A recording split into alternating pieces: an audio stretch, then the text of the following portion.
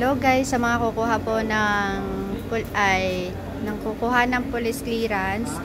Ito na po ngayon yung patakaran. Yan, steps for applying national police clearance. Ito na po siya. Online na po siya, hindi na katulad ng dati.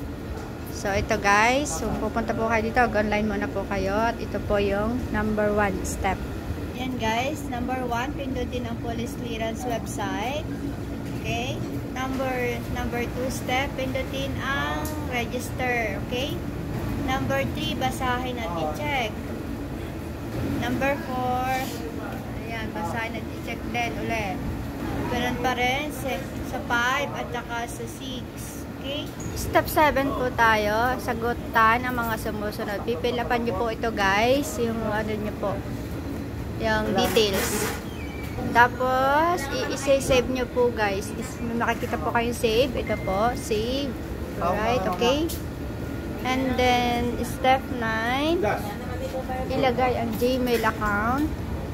Ayan, Gmail account po. Step 10, pindutin. Aray ko, ang step 10 guys is pindutin ang edit profile. Okay. Ayan, makikita nyo po yung information nyo po dito. Ito po ang edit profile. Okay. Ito po yung sinasabing pindutin ang edit profile.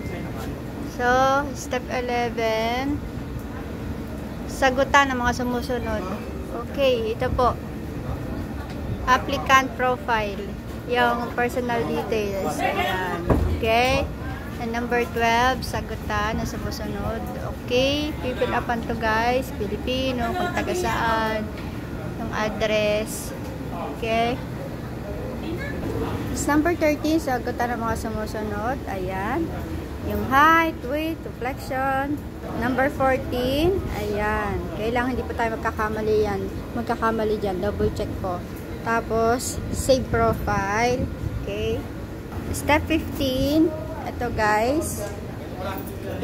Pindutin ang clearance application. Ito po yung clearance application.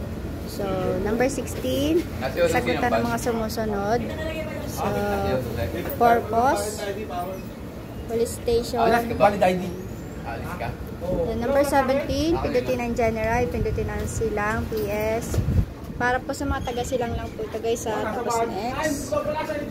Okay. Number 18, step 18, pindutin ang Land Bank, the Philippines at INEX. Sa payment po ito guys, sa payment. Ayan. Tapos, ayan, number 20, step 20, pindutin ang kulay green, burden ang kulay. Click here to pay for more payment option. May mga pagpipilian po guys sa pagbabayad. Okay? Step 19, scroll pababa at scroll pa kanan. So, ito yan guys, scroll lang daw po pababa. Tsaka, ayan, may mga instruction naman po yan. So, step 21, kung sa bangko po kayo, ito, pindutin yung kung saan po kayo magbabayad. Alright? Step 22, pindutin ang GCash payment kung sa GCash po kayo magbabayad. Ayan, may GCash po available. Okay? Step 23, ilagay ang code, i-check ang box, continue. So, ito lang po. Ayan po, may mga araw-araw po. Sundan nyo na lang po yung instruction. So, step 24, pindutin po ang okay. Ayun po, nasa baba. Alright? Pindutin ang mobile. Ayun po, mobile. Okay? Then, step 26, pindutin ang GCash. GCash. Ayun. So, yun po ang sunod-sunod guys ha. Step 27. Ilagay ang GCash number. So, yan. Ilagay po. Itatype po dito. And then, sunod. Ilagay ang OTP code. Okay? And then, step 29. Ilagay ang password ng GCash. Okay? Step 30. Guys, step 30 na tayo. Ayan. Pindutin ang pay. So, yun. Pay. And then, ito ang final step na guys. Pindutin ang proceed. So, yan. Ayan guys yung step by step.